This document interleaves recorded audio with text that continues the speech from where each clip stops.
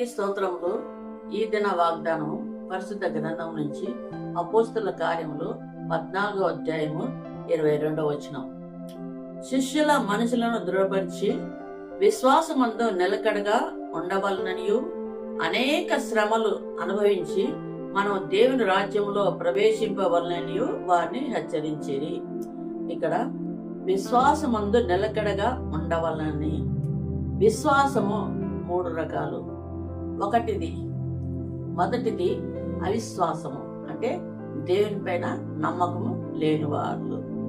రెండవది అల్ప విశ్వాసం, అంటే అప్పటికప్పుడు దేవుని నమ్ముకోవడం తర్వాత వదిలిపెట్టడం, అలాంటి వాళ్ళు అల్ప విశ్వాసులు. మూడవది విశ్వాసం, వీళ్ళు పూర్తిగా దేని మీద ఆధారపడిన వాళ్ళు, అంటే 100కు 100% దేనిపైన ఆధారపడిన వాళ్ళను విశ్వాసులు అంటారు. అలాగా దేవుడు ఇలా ఈ వాగ్దానంలో విశ్వాసమందు నిలకడగా ఉండాలి అంటే నువ్వు 100% దేవుని యందు నమ్మకం కలిగి ఉండాలి. అలా ఉన్నప్పుడు ఉన్న తర్వాత ఏం జరుగుతుందంటే అనేక శ్రమలు వస్తాయి.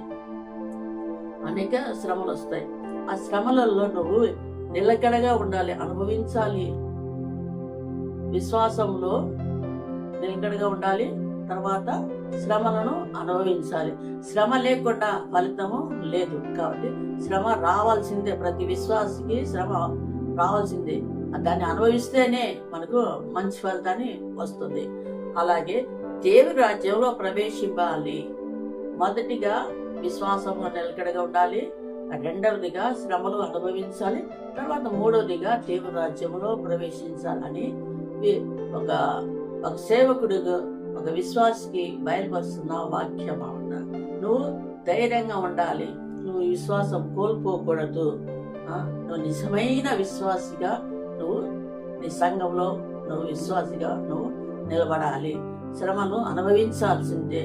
అనుకుంటారు చాలా మందిని, యేసయ్యను నమ్ముకుంటే మాకు శ్రమలు రావా అని అంటాడు. కానీ ఖచ్చితంగా వస్తాయి. అది అనుభవిస్తేనే మనము జయ జీవితము జీవించగలము. అలాగనే మనం దేవుని రాజ్యంలో ప్రవేశించగలము. అలాగా మనము విశ్వాసంలో బలపడాలి, తర్వాత శ్రమలు అనుభవించాలి, దేవుని రాజ్యానికి మనము వారసులము కావాలి. అలాంటి కృప దేవుడు నీకు నాకు మనందరికీ దయచేయును గాక. ఆమేన్. ప్రార్థన చేసుకుందాం. పరలోకమందున మా తండ్రి, నీ పరిశుద్ధమైన నామానికి స్తోత్రములు వందనాలు చెల్లిస్తున్నాం తండ్రి.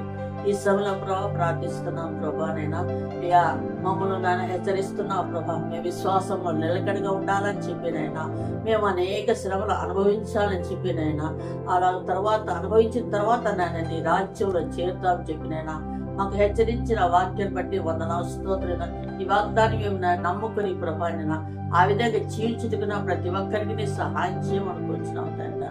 పరిశుద్ధాత్మ దేవానికి వందనాలు స్తోత్రం నిలించుకుంటూ ఈ వాక్యాన్ని దీవించని ఆశించి ప్రతి బిడ్డ జీవితంలో తనైనా ఈ వాక్యం దాన్ని ఫలించుటకు సహాయం చేయమని సమస్త మహిమకంతా ప్రభావం మీకే చెల్లిస్తూ నజరైన యేసు నామములో అడిగి వేడుకొంచున్నాం పరమ తండ్రి. ఆమేన్. God bless you.